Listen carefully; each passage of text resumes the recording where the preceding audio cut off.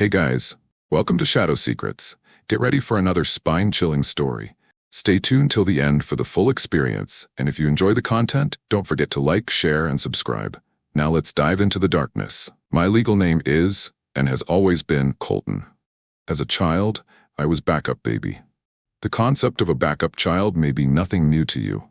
Plenty of parents quite candidly admit to creating a second child to serve as a safety net, so that, should something happen to the original child, the sibling would be there to fill the void. That is already quite a hollow and horrifying motivation for bringing a human into the world. And the purpose of my birth was far more terrible. I was born in 2005, 18 years after my brother, Colton, my namesake. In 2003, he had been diagnosed with juvenile ALS, a rare form of Lou Gehrig's disease. A sickness that degenerates one's motor neurons until all muscles have atrophied, until the sufferer can no longer breathe. Despite what you may be thinking, I wasn't created to provide spare parts for my dying brother. I have heard of parents doing such a twisted thing, but I was created to replace Colton, and not as a new person, as a carbon copy of him. Colton was their beloved son, and they sought a way of keeping him alive, in some deranged manner. I understand why even parents as cruel as ours loved him so dearly. Colton was sweet, smart, and strong, that winning trifecta. He achieved greatness before entirely losing the motor function necessary to continue in his field, becoming a prominent medical researcher. I think he would have changed the world. Tales of my brother's greatness were ingrained into my mind from the moment I was able to form memories. Mother described Colton as a bright light that had very little time to shine on this earth, and I agreed with her. He was so immensely compassionate, wanting only the best for me, and I wanted only the best for him. I think, if it hadn't been for his disease, he would have been able to save me. By 2009, Colton lived in the city, fulfilling his dreams as a researcher in spite of his limbs and extremities stiffening. He would return home fairly frequently. Mother and father were quite insistent upon it. Though they supported my brother's move to the city, wanting him to achieve grand things, my parents also wanted as much time with the golden child as possible. Around this time, when I was 4, my parents' intentions started to come to light. Colton was no longer around, and their true hellishness emerged. I had been Colton Jr. when my big brother was around, but as soon as he left home, "Back up, baby," father called. "Come here." As a naive boy at the time, I eagerly ran towards the pot-bellied man, thinking little of this new name. Backup baby sounded quite cutesy and endearing. "I'm looking over your report," the man growled as I stood before him, beaming. And I gulped, noting the stocky piece of white card on his lap. The sturdy school report listing results from recent tests, an A in English and B's in maths and science. Father barked, "Next term I expect you to receive an A for each and every core subject. Do you understand, boy?" A few months later, however, only my English grade had upped. I'd felt rather proud of that A star, but father looked incensed. "Sorry," I whispered. "You'll come with me," the man finished for me, with a chilled edge to the instruction.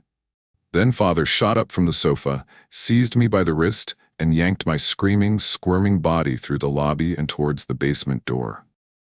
Within a moment, that man who was supposed to love me had transformed into a nightmare. It is my first memory of true terror, and one that pales in comparison to the hell which would follow. The basement door flung open to reveal a black cavity below our home, a place which had been beneath my feet for my first 4 years of life, yet no more than a door in the lobby. I hadn't ever questioned what lay behind it. To a child's eyes, untold hell hid in the basement's dark recesses, and nothing I would experience down there helped to quell that fear. "Mama!" I shrieked as father locked the basement door behind us before shoving me down the groaning wooden steps. "What have I told you?" the man hissed as he shoved me more forcefully. I near tripped down the last handful of steps, scuffing my fluffy socks against the hard floor below. Then came a thump on the back of my head, which drew a few tears from my eyes. And finally father asked, "We are mother and father." "Who are you, boy?" I sniffled. "Colton." That answer earned me a firmer backhand across the back of my crown. "Who are you?" He screamed as we stood in the blackness at the bottom of the stairs. All that existed in the void of a basement was father's hot, sour breath against my neck. I croaked, head whirring from the force of the thump, then started to give the answer he wanted. "Back up. Baby," Father finished. "You are the continuation of Colton, but you are not him. You are a vessel." Father tugged a cord dangling from the ceiling to reveal a cluttered, squalid space. A dirt-smeared, unshaded bulb cast a grubby, orange glow that barely scraped the edges of the room. A basement containing a couple shelving units and countless stacks of unlabeled cardboard boxes. My father brushed past me, flicked an empty box off an old oakwood table, then dragged the furnishing into the middle of the room. "Stand here," he ordered, pointing behind the filthy desk.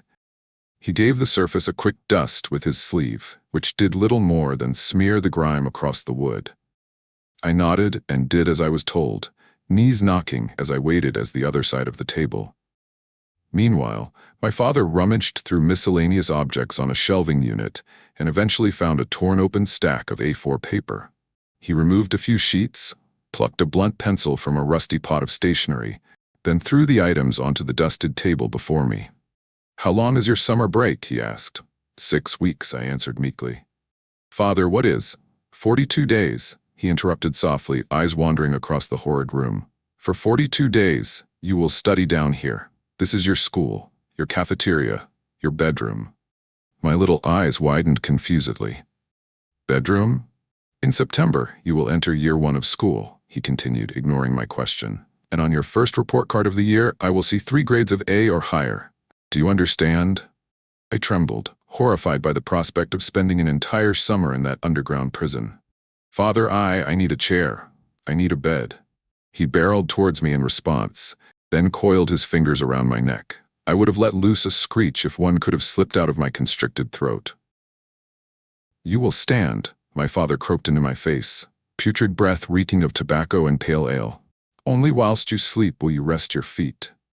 He bound my shrieking lips with duct tape, then left me down there to rot. Later that evening, Mother slipped a plate of salmon and several school books through the narrow basement window, leaving them atop a tall tower of cardboard boxes. And then Father returned to the basement an hour or so afterwards.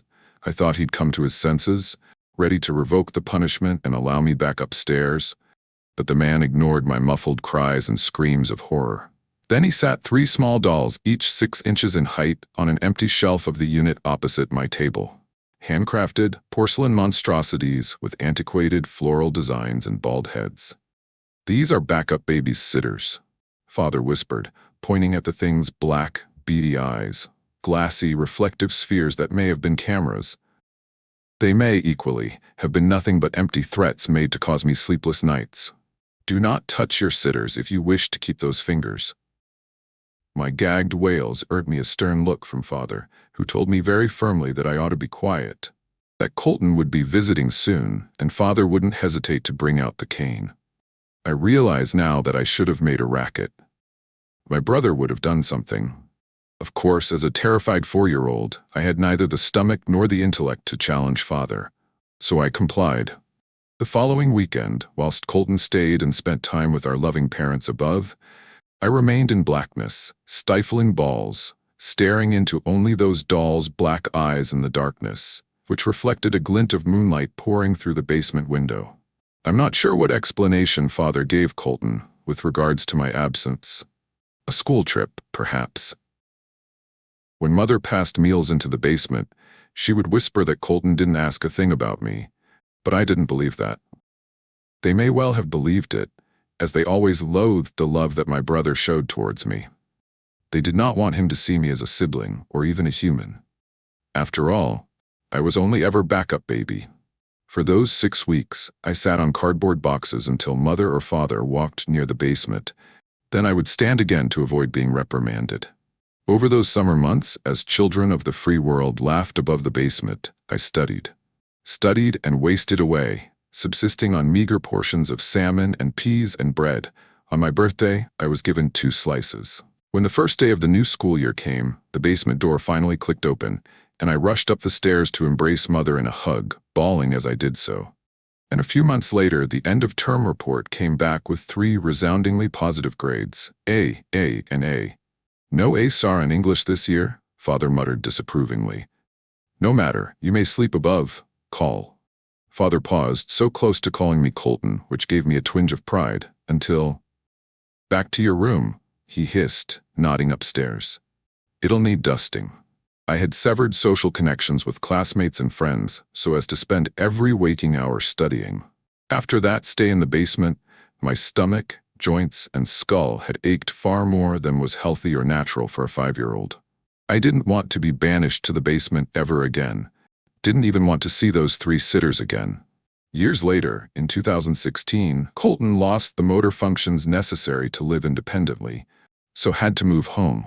My brother had become immobile and capable only of uttering a few staggered, struggling words.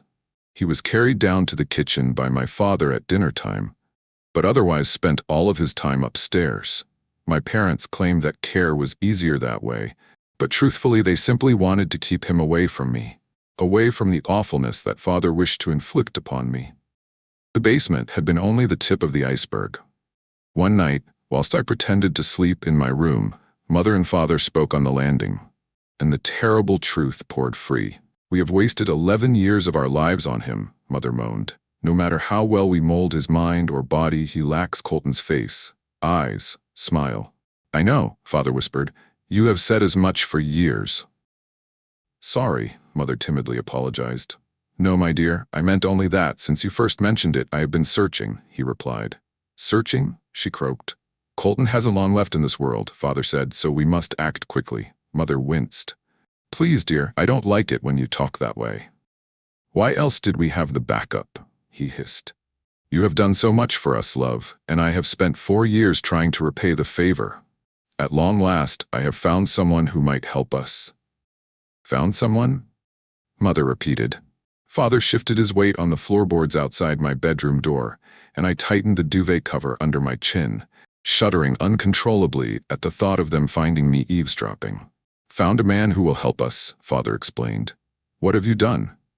Mother gasped.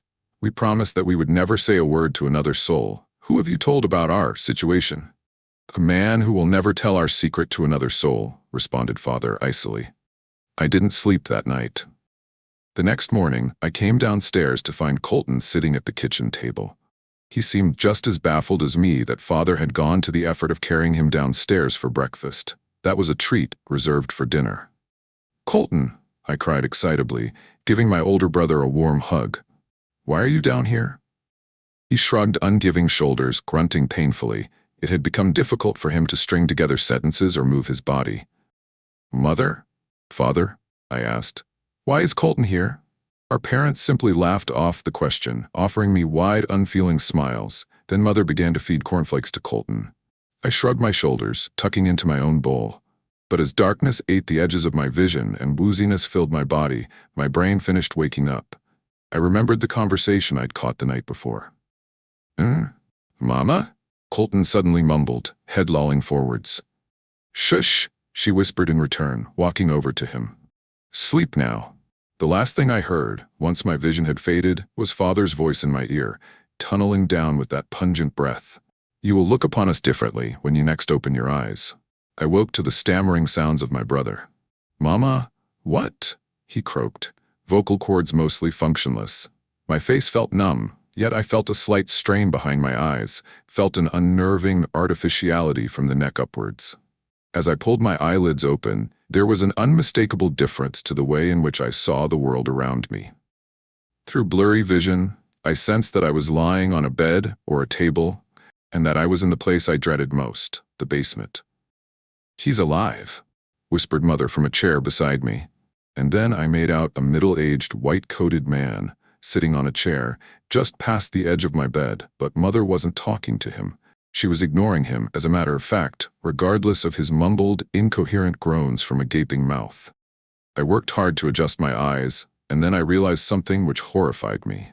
The stranger had no tongue. I tried to produce some kind of haunted cry for help, but nothing would come out of my depleted body.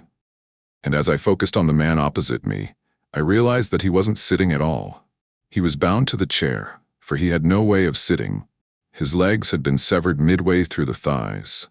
I squirmed as I screeched inwardly, unleashing only a feeble puff of air from my mystium, the weak lungs and lips of my drowsy body.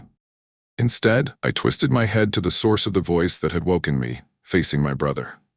He lay on something akin to an operating table, a white bandage over his eyes, stained with splotches of red. Blood was pouring out of the sides. Terrifying thoughts filled my mind of what it all might mean. What might have happened? Then came the plodding of footsteps down the basement stairs from the man Mother had called. "Do we think the surgeon did well?" Father asked. Mother sniffled and nodded. "He looks beautiful." Then she held up a mirror to my eyes, and I screamed at the foreign blue things in my skull, precious things that belonged to Colton. The golden child, the one they supposedly loved, who lay on the table beside me without restraints, as his muscles had given up long ago.